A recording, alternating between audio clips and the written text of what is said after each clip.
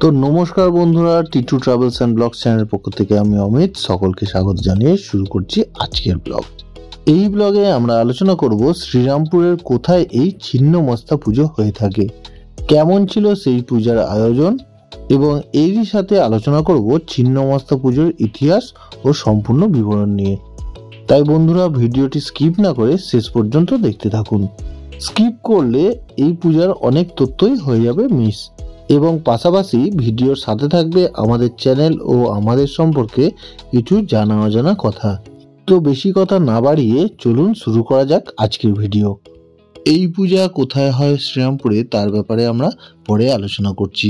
তার আগে বলি, এবছর এখানকার পূজা মণ্ডপের থিম ছিল আলো আধারি। মণ্ডপের সামনে ছিল একটি বেদি এবং তাতে ছিল একটি ছোট্ট অশ্বত্থ গাছ। দশ মহাবিদ্যার ষষ্ঠ মহাবিদ্যা হলেন দেবী ছিন্নমস্তা। ছিন্নমস্তা হলেন এক হিন্দু দেবী। তিনি ছিন্নমস্তিকা, গুপ্ত দুর্গা বা প্রচণ্ড চণ্ডিকা নামেও পরিচিত। হিন্দু ধর্মে মহাশক্তি নামে পরিচিত মাতৃকারূপী ঈশ্বরের একটি ভয়ঙ্করী মূর্তি বিশেষ। মা ছিন্নমস্তা নগ্ন অবস্থায় মৈথুনরত দিব্য যুগলের উপর দণ্ডায়মান বা উপবিষ্ট অবস্থায় থাকেন।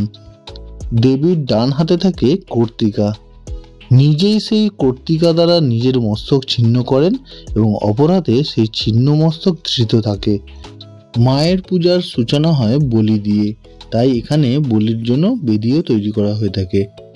তার কর্তৃত কণ্ঠনালী থেকে সবেগে নির্গত রক্তধারার তিনটির একটি স্বয়ং তিনি পান করেন এবং বাকি দুটি ডাকিনী ও বর্ণিনী নামী দুই সহচরী পান করে থাকেন।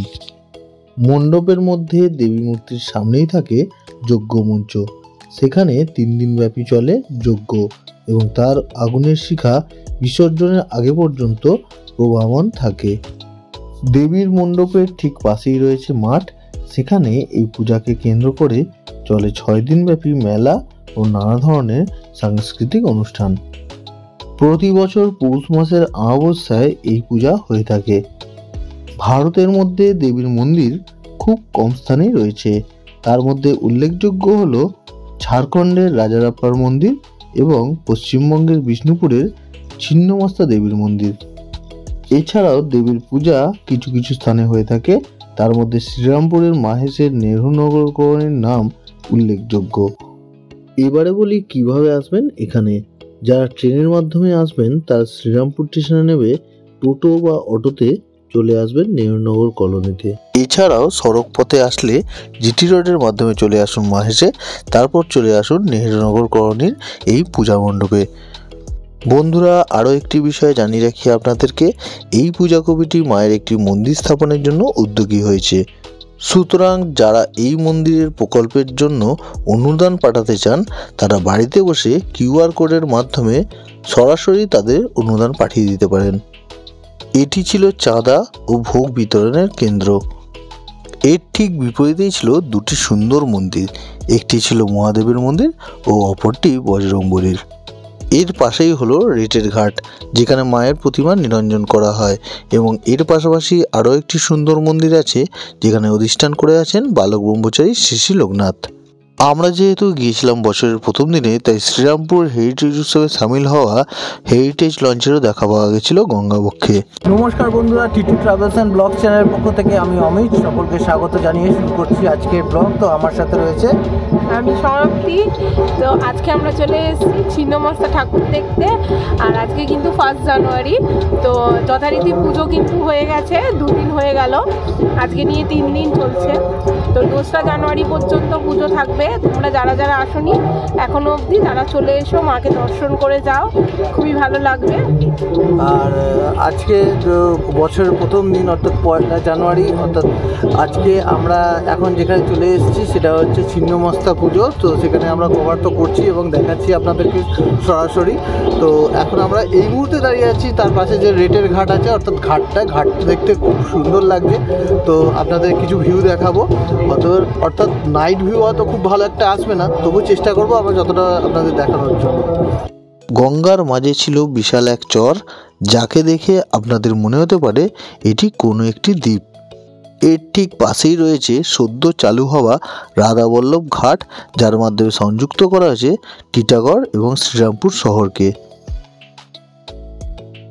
বছরের প্রথম দিনে আমাদের তবুও একটু মনটা খারাপ লাগছে, তার কারণ হচ্ছে আমাদের যে আগের চ্যানেলটা ছিল অর্থাৎ অসমাপ্ত জার্নি, তো অসমাপ্ত জার্নিতে আমাদের সেকেন্ড ভিডিও ছিল এই মা ছিন্নমস্তার পুজোকে নিয়ে। তো যারা আমাদের পুরনো সাথী অর্থাৎ যারা আমাদের দর্শক বন্ধু আছেন অসমাপ্ত জার্নি চ্যানেলের, তারা হচ্ছে দেখে থাকবেন আমাদের ছিন্নমস্তা পুজোর ফোরকাস্ট করেছিলাম আমরা। তো আনফর্চুনেটলি সেটা আমাদের থেকে চলে গেছে, অর্থাৎ আমরা চ্যানেলটাকে হারিয়ে ফেলেছি কোনো এক কারণে বা কোনো একবার সার্ভার ইস্যুতে সেই চ্যানেল চ্যানেলটি ডিলিট হয়ে যায়। তো তারপর থেকে আমাদের এই চ্যানেলের প্রয়াস, তো দ্বিতীয় চ্যানেল আমাদের এটা টিটু ট্রাভেলস অ্যান্ড ব্লগস। তো যারা আমাদের চ্যানেলের দর্শক বন্ধুরা আছেন তাদেরকে একটাই কথা বলবো, এইটা আমাদের একটা মন খারাপের জায়গা। তো এই স্পটে এসে দাঁড়িয়ে আমরা গতবারে যখন আমরা চ্যানেল খুলিয়েছিলাম তারপরেই আমরা এই ভিডিওটি শ্যুট করেছিলাম, তো তাই জন্য কোথাও একটা সামান্য আমাদের মনটা খারাপ লাগছে।